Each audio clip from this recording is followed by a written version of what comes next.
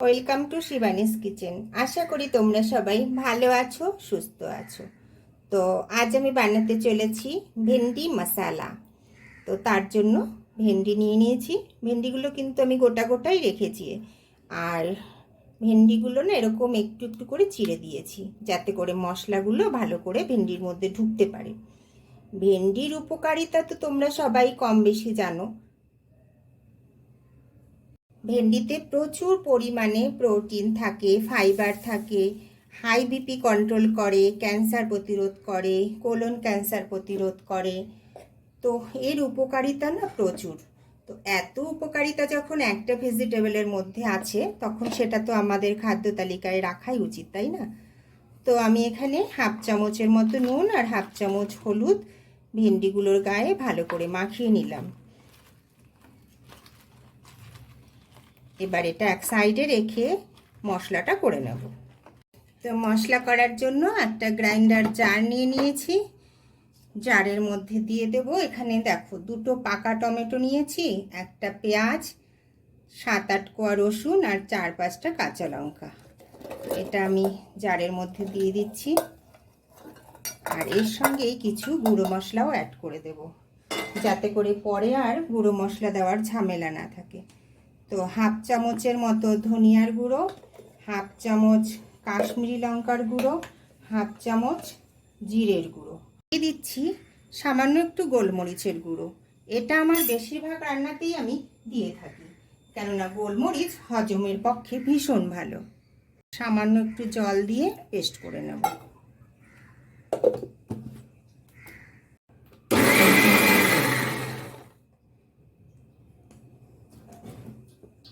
তো দেখো খুব ভালো করে পেস্ট হয়ে গেছে।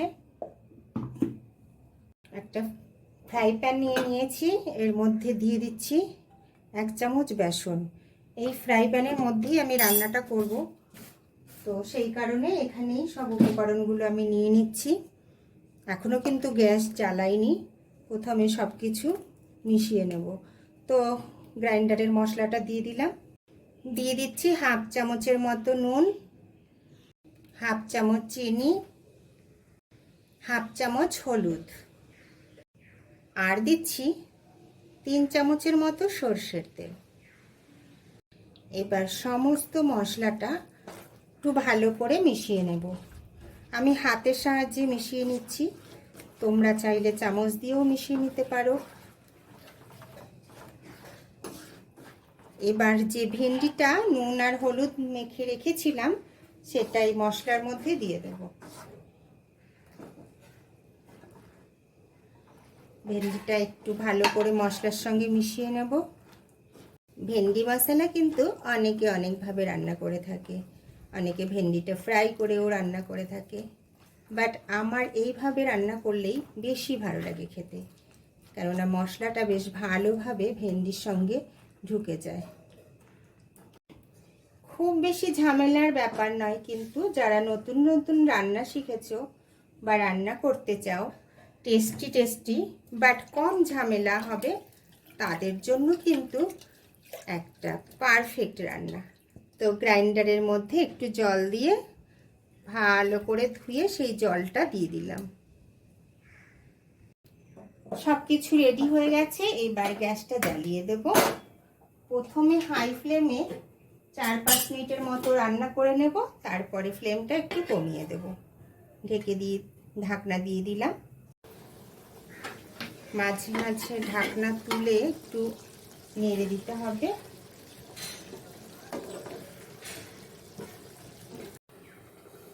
প্রায় 20 মিনিট ধরে আমি রান্না করে নিয়েছি।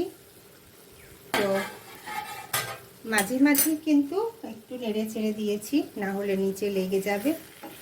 তো দেখতেই পাচ্ছ বন্ধুরা, রান্নাটা হয়েই গেছে। কি করে বুঝবে? দেখো মশলা থেকে উপরে তেল উঠে আসছে, এটা দেখে বোঝা যায় যে সমস্ত মশলা খুব ভালোভাবে রান্না হয়েছে। আর ভেন্ডিগুলো দেখো কতটা সফট হয়েছে, আর মশলার সঙ্গে পুরো একদম মিশে গেছে। এই যে বেসনটা দিয়েছি না, সেই বেসনটা দেওয়াতে কিন্তু বাইন্ডিং এত সুন্দর হয়েছে। তো আমি আবার আর একটু উল্টে দিচ্ছি।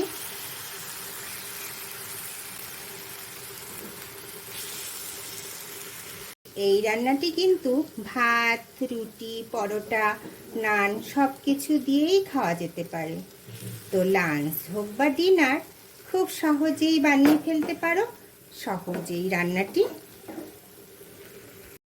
উপর দিয়ে একটু সর্ষের তেল দিয়ে গ্যাসের ফ্লেমটা বন্ধ করে 2-3 মিনিটের মতো স্ট্যান্ডিং টাইম দেব, তারপরে প্লেটিং করে নেব। দেখো তো বন্ধুরা কেমন হয়েছে। আমার ভেন্ডি মশালার রেসিপি যদি তোমাদের ভালো লেগে থাকে তো লাইক, শেয়ার অ্যান্ড কমেন্টস করে জানাতে ভুলো না কিন্তু। আর নতুন বন্ধুরা যাবার আগে আমার চ্যানেলটিকে সাবস্ক্রাইব করে দিও প্লিজ। ধন্যবাদ।